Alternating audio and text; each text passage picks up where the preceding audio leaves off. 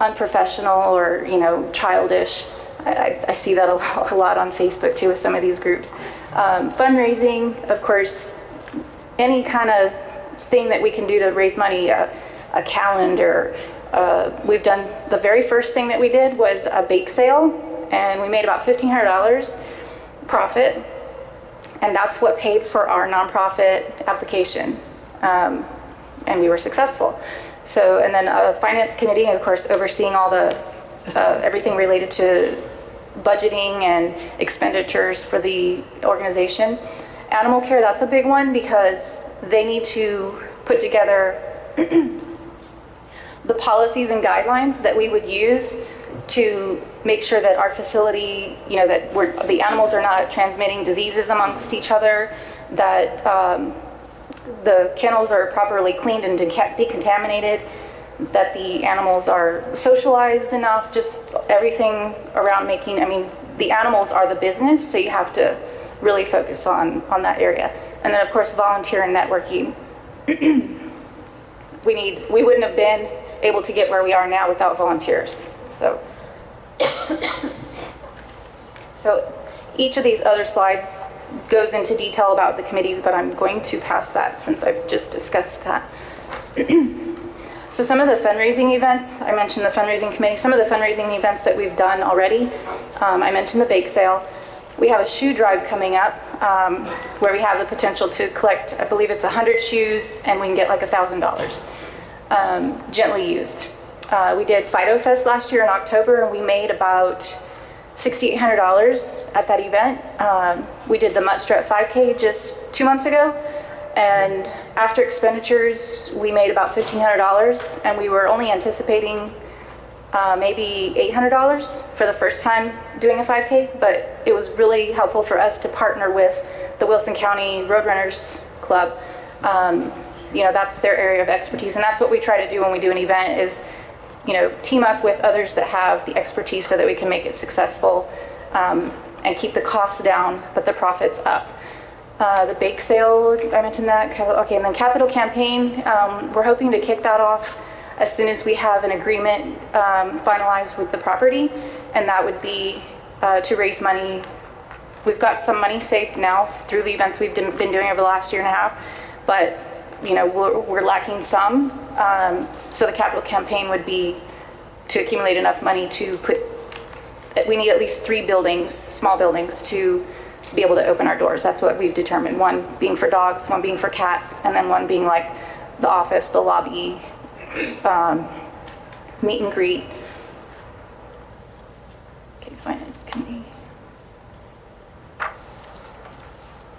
The facility layout that we've come up with, this is where we get the 3 buildings. It's actually because we have a very small storage building that will be moving out to the property once we get it. But on the left side, you can see the kennels. That would be the dog's side. Then the right side is the cattery and the cat kennels. And the front center on the bottom there is the office, bathroom, entrance, kind of the lobby area. To the left is the storage unit. So right now we've got, for this design, and we're doing this in several phases. So this is phase 1. We would be able to house 20 dogs initially. And on the cat side, we'd be able to do, I believe, 40 cats.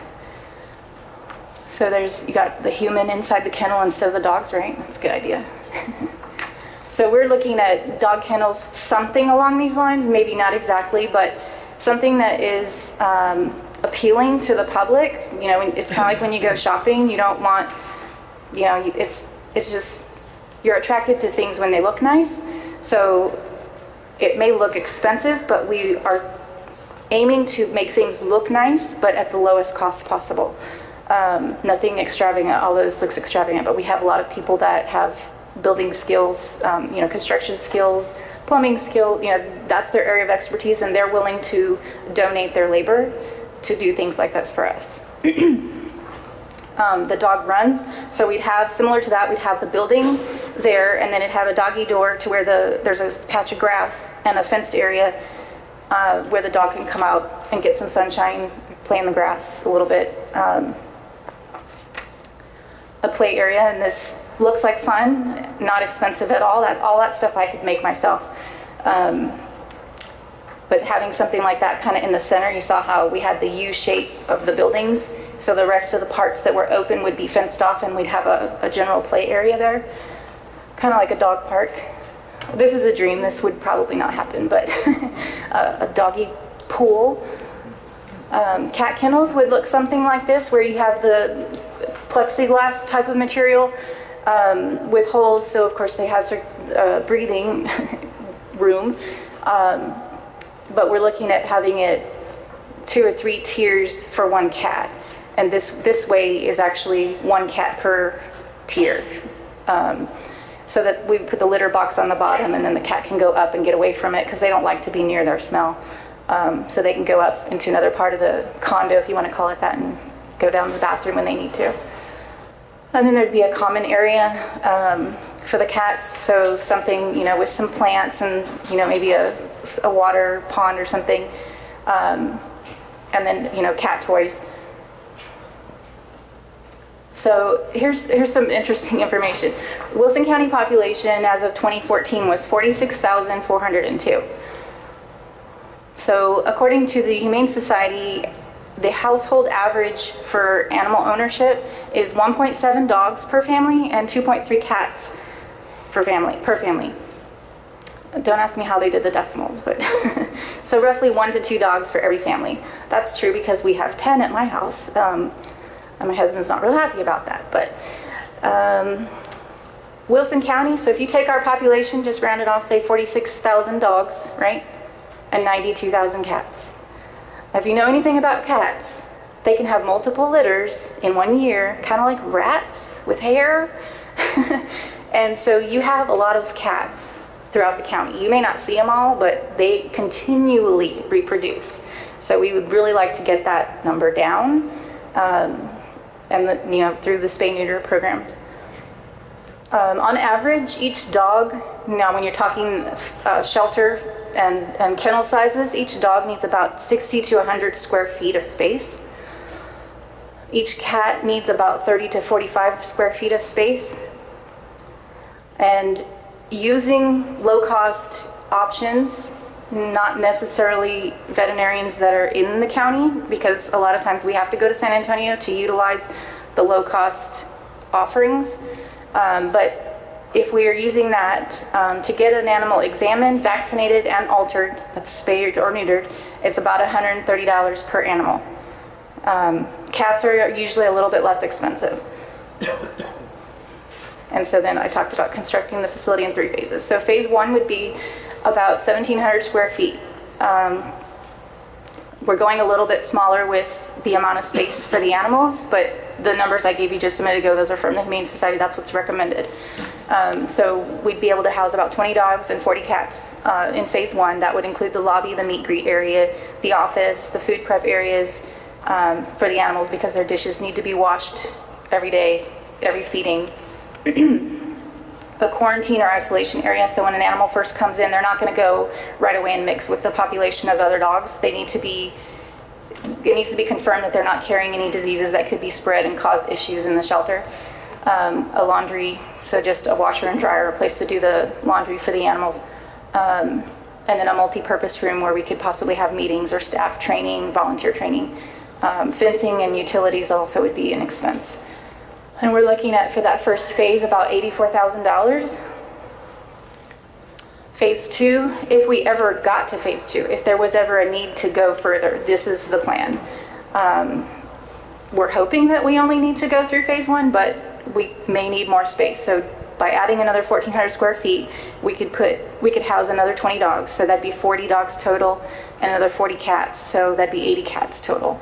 And that additional space would be for dog and cat kennels, adding a small room for maternity wards, because when a nursing mama dog or cat is around other animals, it's extremely stressful when she's trying to take care of hers. So having them separated from the general population, exam rooms, common and play areas, and a carport for when we do intake. And that the phase 2 costs, we're estimating about $56,000. And then phase 3 is adding only about 648 square feet, which is indoor meet and greet rooms, because initially we'd only have one meet and greet indoor room, and then the rest would have to be outside. A larger, educational room or conference room, retail space. There's a nonprofit group called Hope's Dog Rescue, and we make like dog beds, cat beds, clothing, leashes, collars, customized, whatever. Those things could be sold in the shelter, and all those 100% of the proceeds would go to the shelter. And then staff facilities, maybe an extra bathroom or shower, if you're taking care of some pretty sick or dirty animals, you want somewhere to clean up. And that phase 3 would be about $29,000. So if we did all 3 phases, the total square footage would be about 3,700 square feet for a cost of about $170,000. So that's kind of like a pretty large size house. So initially when we open, it would not be, there would be no paid staff, and we would hope to keep it that way, but we're not that naive to think that it will stay that way forever. We probably would need to hire at least one person, being like even if it's part-time, but being a shelter manager or something where they can oversee the day-to-day operations. That would be the future paid position if that came to it. But we have a lot of people right now that are wanting to volunteer in the shelter. Can they come help do this, help do that? And we're like, yeah, we don't have a facility yet, but hang on, I'm gonna hold your name.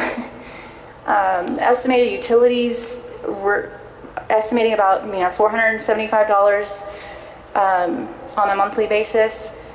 And then costs to feed to get the animals, like I said earlier, examined, vaccinated, altered, it's about $130 per animal. And then to feed them, it costs about $10 a month per dog and about $5 per month per cat.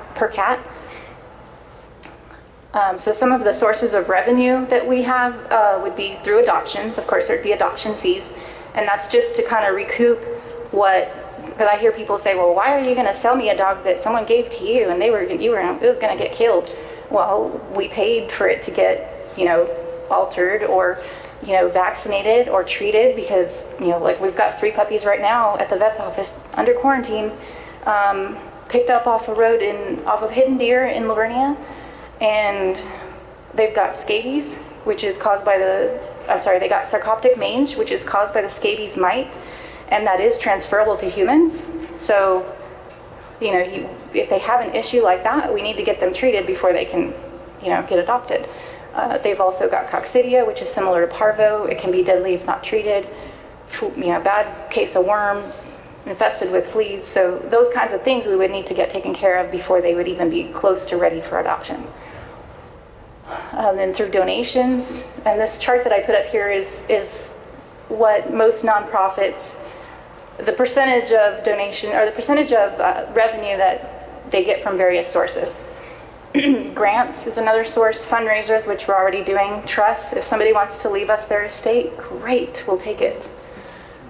Individual sponsors, so we have people that, hey, when you guys get ready to go, I want to sponsor a kennel for a dog, or I want to sponsor the exam room. So they want to put their name on it, but they're paying for whatever it costs to put that room together or that kennel. Corporate sponsors, of course, we're always looking for corporate sponsors, so if you know anyone, let me know. So in having this partnership with the city or the county, we've made this same presentation to the county commissioners, and they have established a committee to work with us to finalize some of the details, but we're negotiating for a long-term lease with a piece of property with the county. So that's, that'll be a huge, we're hoping that if we can get that in place this year, we can break ground this year. Of course, we're not asking right now for money. It would be great if any of the cities or the county, we all pay taxes. We own property, we pay taxes. And we fight some of the tax increases that come up. But, if there's a way to get support from the counties or the city municipalities where we are taking care of the animal issue that's been neglected all these years, then great, we can use those funds towards the animals. Maybe the city or the county could, and like for Floresville, maybe they can, if our facility is located here in Floresville, which that's what we're looking at, maybe they can cover the utility costs for month to month. And that's kind of the contribution that they're making for us to provide these services. Maybe they have a cargo van or a vehicle that we can use to pick up the animals. These are just ideas. These were nothing that, nothing concrete. It was just kind of brainstorming what could we do to help each other out. For us, we are willing to provide, we would of course improve the property that we were going to be utilizing. We would assist law enforcement in each city, municipality, and within the county to recover any animals as needed. Providing them with 2 emergency numbers that would be available 24 hours a day, and that'd just be for law enforcement. But if an individual wanted to bring an animal in, absolutely, just give us a call, let us know, what time you'll be there. But like, we've got a case going on right now where there's a potential for seizure of quite a few animals. And so the county's going, well, we don't want to get involved in that because we got nowhere to put these animals. And that's why, in talking with them, we've learned that that's why they're very hesitant to do any seizures or take any actions on animal issues, is because they have nowhere to put the animal. So we're trying to work with them to, even without a facility, we will make this work. We will find a place for these animals to go, whether it's splitting them up with different nonprofit rescues, different shelters in San Antonio along with us. Somehow or another, we would make it work. We would, of course, be providing the animal care facility, which is non-existent in the county. And then my cheesy ending, the county symbol with no kill, and it's a win-win. Yay! Okay. Thank you so much for that presentation to the council. Any council members have any questions or comments for Alina? Alina Berlanga. It's on the...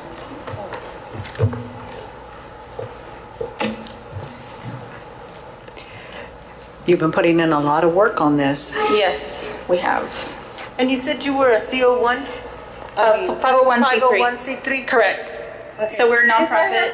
I So have- if you made a $10 donation, you can write that off as on your taxes. I don't know if you're interested in this, and I don't know if you could apply for it, but the foundation, the Baptist Foundation, the Baptist Health Foundation was giving $6 million in grants around the surrounding areas of San Antonio. Well, But I don't know- I'll definitely take the information, yes. Yeah, but I don't know if y'all would fit in it. Here's We can the- look at the eligibility. Yeah, and there's a thing right there. You can take this paper. This is the last one I have. And I don't know if it's already closed, because it was started in April, but you can look and see if y'all fit in there, and circle that right there. If y'all- And if you need if y'all need the lady's name, because she said she would help, if y'all didn't know how to fill out the applications or so. Remember what they said, if it was closed, they redo it again every April? And we do have a grant writer volunteering time, and she's been applying for some grants already. And then with our Fido Fest, that's our big annual event. It's coming up this year, December 9th. We're doing it this time, instead of the show barn. Last year we did the show barn. This year we're doing the Lavernia Chamber of Commerce Hall. And so our grant writer's been also soliciting sponsors for the event. So that's, Well, good luck. thank you. Did the county say anything about the money they tried to dedicate to the animal shelter? When I thought it was when they Yes. were raising money for the library. What happened to that money? It was, so the way that Judge Jackson explained it to us was that there were 5 items that were going to be paid for by with this money, and they were prioritized. So I'm not sure how that works with, the city monies, but they had to go through each item, spending on each of those items in the order that they had them listed. And then by the time they got through, the shelter was the 5th item. So they got through the first 4 items and had, I think he said, like $800 left. Well, $800 is not going to put up an animal shelter. So the animal shelter lost out. I think this one you can apply for the small one, which is $7,800, or else for the bigger one, which is 25,000 to up to 300,000, I think. Okay, So I'll look at that. there's two different ones. Thank you so much. Any other comments? We appreciate the presentation, and I know we'll be keeping in touch with you. Okay. Thank you so much. Moving on to new business, going on to item 3A is consideration and action to approve street closures for the 2017 Floresville Peanut Festival. We have Carmen Leal to present.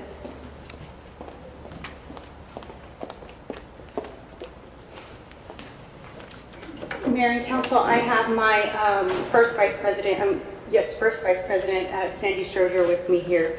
And I believe everyone should have received a copy of the street closure request for the 2017 Floresville Peanut Festival, as well as a map copy of what the parade route is. This street request is the same traditional street request that we submit every year. The times and everything are listed.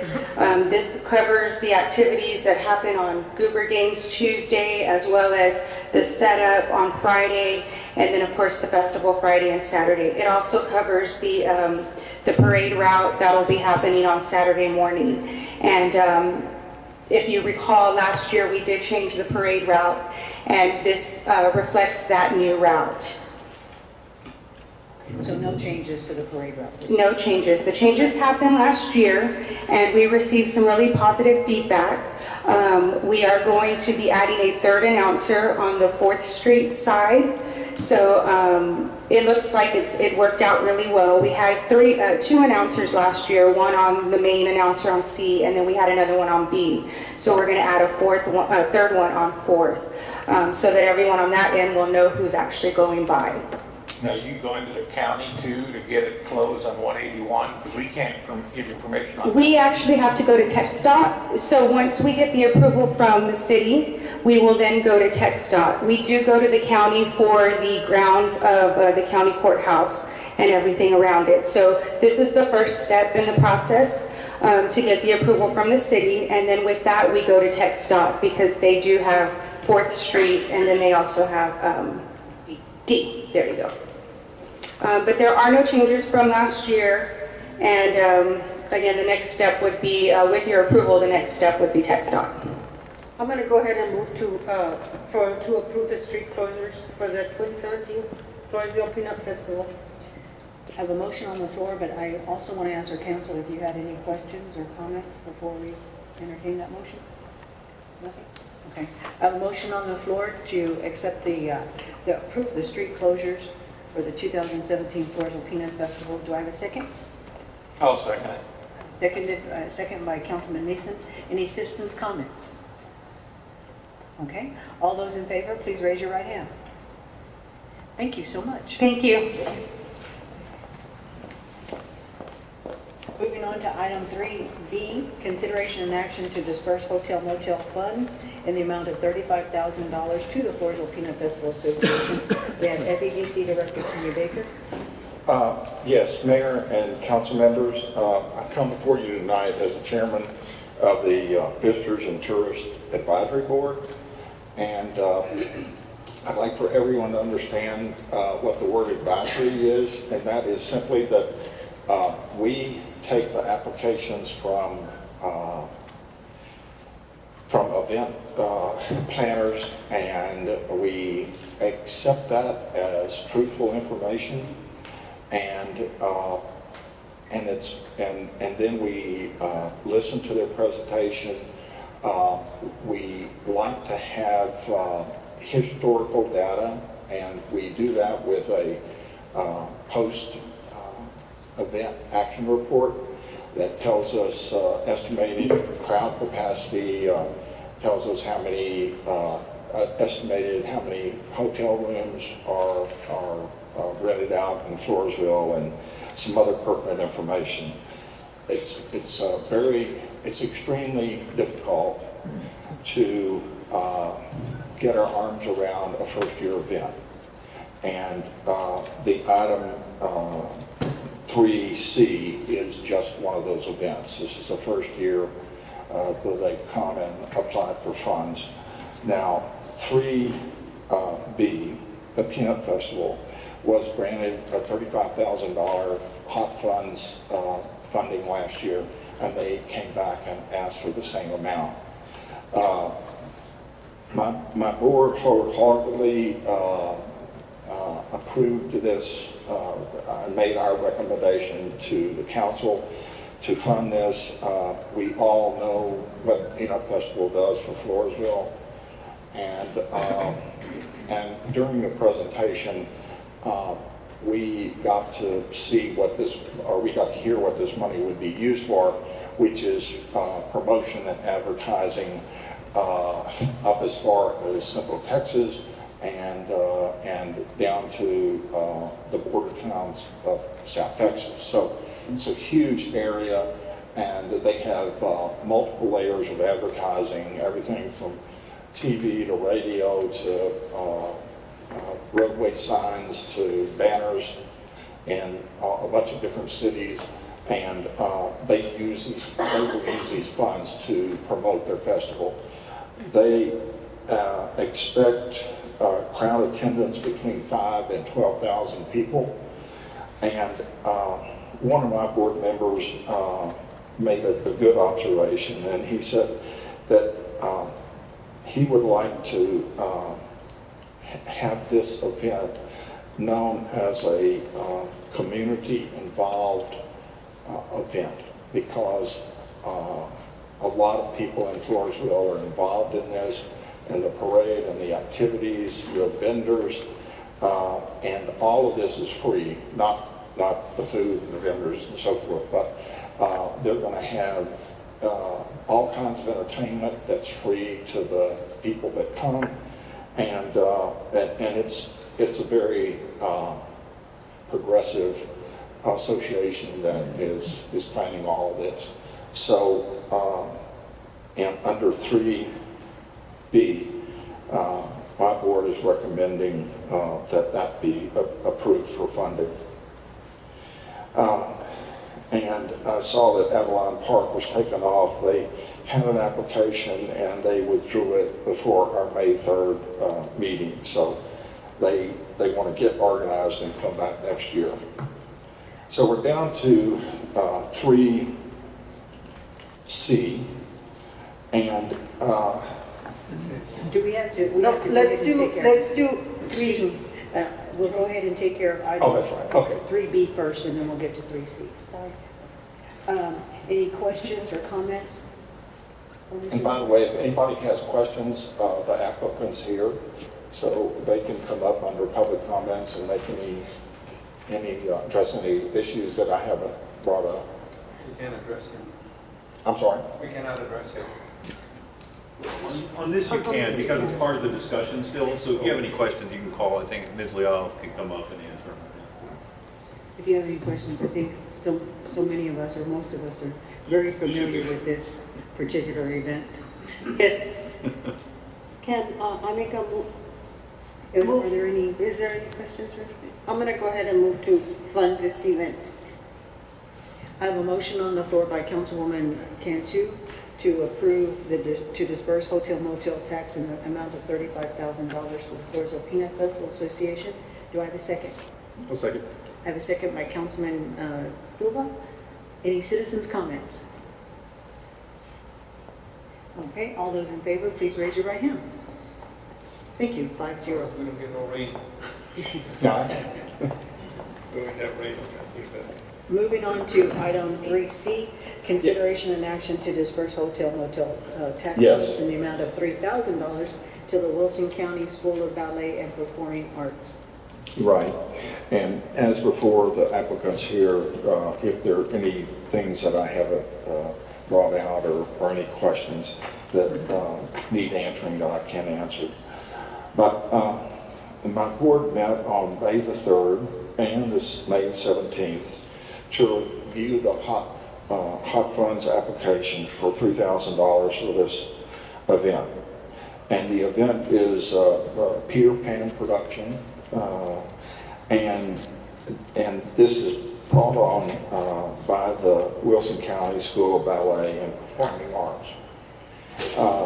I can't tell you how how important my board felt that we support this school in any way we can, because this is a new cultural outlet for youth age children or kids to participate in, and to learn an appreciation for performing arts and